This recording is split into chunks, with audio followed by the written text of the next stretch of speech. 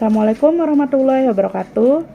Halo, selamat sore. Kembali bertemu dengan saya Yayan Nurianti pada edisi video pembelajar minggu terakhir bulan Juni tahun 2023, minggu keempat ya di bulan Juni. Setelah 2 minggu ini saya mengulas buku The Art of Social and Emotional Intelligence, di mana minggu terakhir itu saya bahas mengenai kemampuan inti. Yang sudah saya bahas itu ada 2, yaitu negosiasi dan relasi. Minggu ini saya akan mencoba mengulas kemampuan yang terakhir, 2 terakhir, yaitu adaptasi dan interaksi. Adaptasi sebelumnya secara pengertian sudah saya bahas di minggu lalu, yaitu kemampuan makhluk hidup untuk menyesuaikan diri dengan lingkungannya. Kemampuan adaptasi itu menentukan si makhluk hidup itu tuh dapat diterima atau tidak oleh lingkungannya. Oke, apa saja jenis-jenis adaptasi? Yang pertama ada adaptasi fisiologi. Adaptasi fisiologi itu adalah kemampuan untuk menyesuaikan diri melalui fungsi kerja organ tubuh supaya bisa bertahan hidup. Karena ini berlangsung di dalam tubuh, jadi agak sulit untuk diamati ya. Yang kedua yaitu adaptasi tingkah laku, yaitu penyesuaian diri terhadap lingkungan dengan mengubah tingkah laku dan gaya berkomunikasi sehingga dapat diterima dengan lingkungan.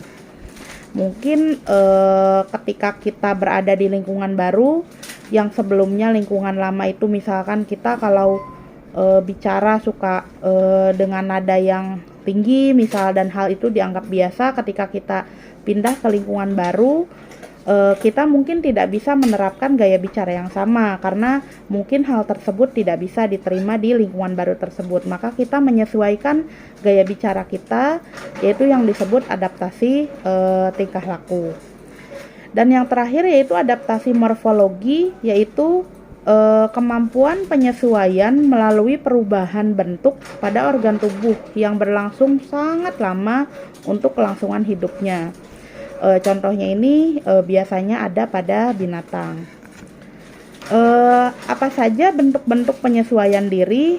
Yang pertama adaptif, yaitu perubahan yang terjadi di dalam proses badani untuk menyesuaikan diri terhadap keadaan lingkungan, seperti teorinya Darwin, di mana tagline-nya itu adalah yang mampu bertahan adalah yang mampu beradaptasi.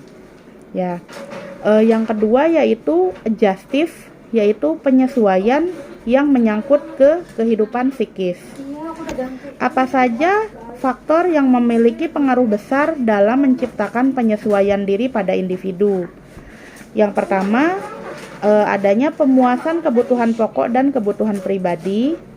Yang kedua, hendaknya ada kebiasaan-kebiasaan dan keterampilan yang sepertinya itu bisa membantu dalam pemenuhan kebutuhan yang mendesak. Yang ketiga, hendaknya dapat menerima dirinya sendiri. Yang keempat, kelincahan. Dan yang kelimanya itu penyesuaian. Oke, kemampuan yang terakhir yaitu interaksi.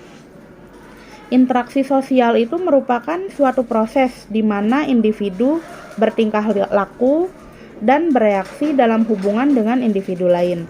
Hal tersebut diperantarai proses komunikasi, di mana pesan dikirim dan menyebabkan respon.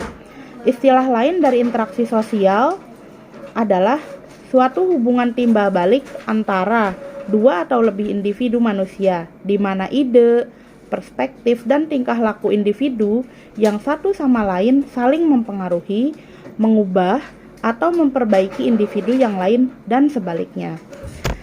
Ada syarat interaksi sosial. Yang pertama adanya kontak ya. Kontak sosial yaitu terdiri dari primer dan sekunder. Primer itu misal kontak yang secara langsung seperti bertatap muka, bertegur sapa, berjabat tangan, dan lain-lain. Kalau kontak sekunder itu contoh secara tidak langsung ya. Contohnya si A berbicara kepada si B. Si A mengatakan bahwa saya sangat kagum terhadap prestasi si C. Nah, itu berarti kontak secara tidak langsung. Yang kedua yaitu adanya komunikasi. Komunikasi baik searah maupun dua arah. Yang searah itu seperti komunikasi via TV, radio, atau media cetak. Kalau dua arah itu tentunya ada timbal balik antara komunikan dengan komunikator. Misal, proses belajar mengajar antara siswa dan guru di sekolah. Bentuk interaksinya sendiri ada asosiatif dan disosiatif. Untuk asosiatif itu ada kerjasama, akomodasi, asimilasi, dan akulturasi. Dan disosiatif itu adanya persaingan, kontroversi, dan pertikaian. Oke, mungkin untuk pembahasan minggu ini saya cukupkan. Terima kasih atas perhatiannya. Terima kasih sudah menyaksikan video saya. Mohon maaf apabila ada kesalahan dalam penyampaian. Wassalamualaikum warahmatullahi wabarakatuh.